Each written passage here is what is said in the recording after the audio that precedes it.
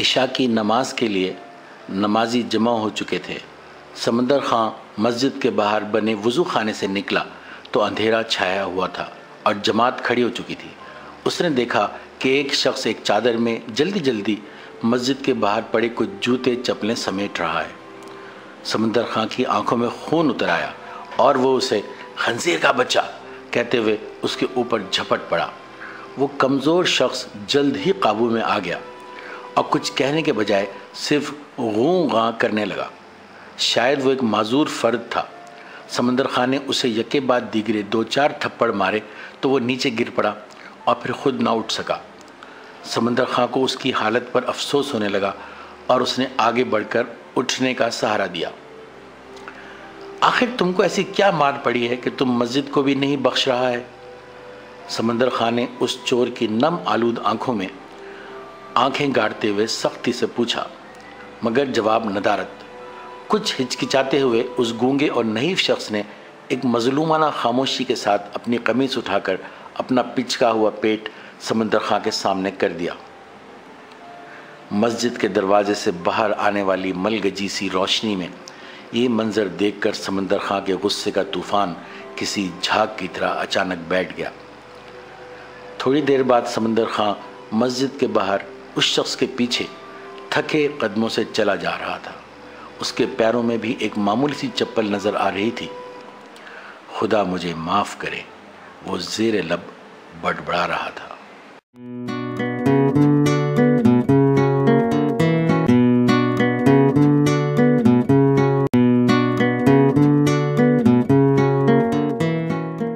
شہر کے بازاروں میں چراغاں کا سما تھا۔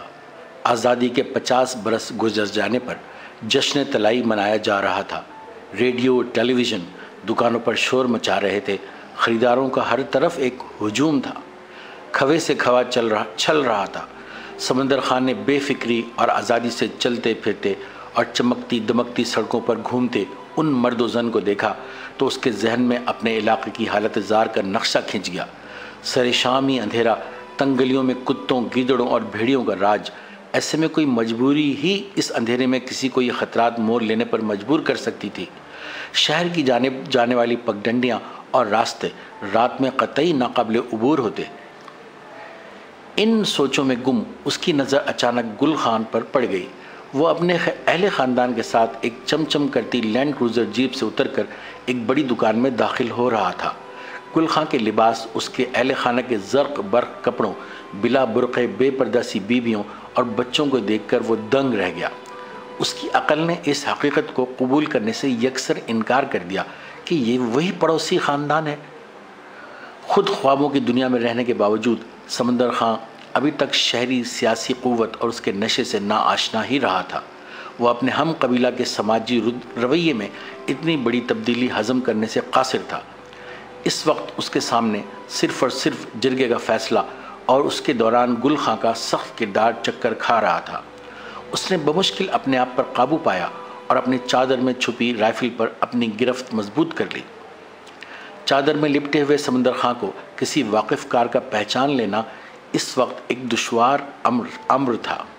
اس کے سینے اور آنکھوں میں انتقام کی بجلیاں چمکنے لگی تھیں اور وہ اس بڑے ڈپارٹمنٹ اسٹور کے سامنے ہی ایک نیم تاریک گوشے میں مورچہ بند ہو کر بیٹھ گیا، جس میں گل خان اپنے خاندان کے ساتھ داخل ہوا تھا۔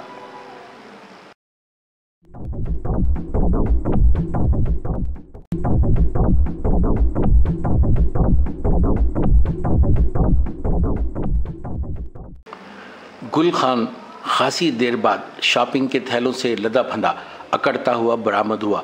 اس کے لیے اور اس کے اہل خاندان کے لیے ڈرائیور اور باڈی گارڈ نے آگے بڑھ کر بڑے ادب کے ساتھ سر جھکائے ہوئے، نظریں نیچی کیے ہوئے جیپ کے دروازے کھول دیے۔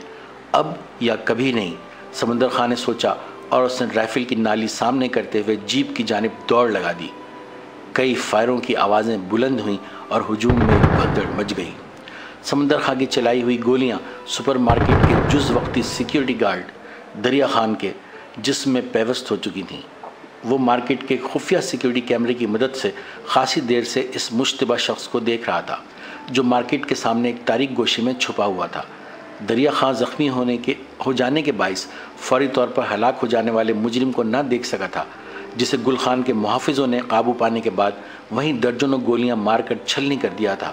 تاہم دریا خان کی حاضر دماغی کے سبب نامعلوم حملہ آور کی گولیاں گل خان کے بجائے دریا خان کے جسم میں پیوست ہو چکی تھیں۔ فوری طور پر سب نے ہی اس بہادر گارڈ کی جرأت و ہمت کو سراہا۔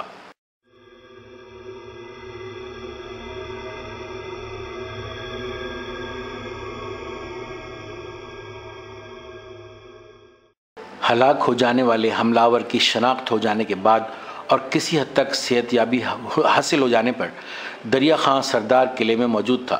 اس کی دادی اور ماں اپنے میلے اور پرانے کپڑوں اور چادروں کی اوٹ سے اسے دیکھ کر آنسو بہا رہی تھیں۔ مسجد کے قریب میدان میں ایک اور جرگہ شروع ہونے والا تھا اور مجرم خاندان کا واحد وارث دریا خان سر جھکائے اس حادثے میں اپنی ایک معذور ہو جانے والی ٹانگ موڑے ہوئے اپنے خاندان کے مستقبل کی فکر میں گم بیساکھی سے زمین کرید رہا تھا اور اپنی قسمت کے فیصلے کا منتظر تھا۔ گل خان اور اس کے عزیزوں کی خون آشام نظریں دریا خان کے چہرے پر جمی ہوئی تھیں۔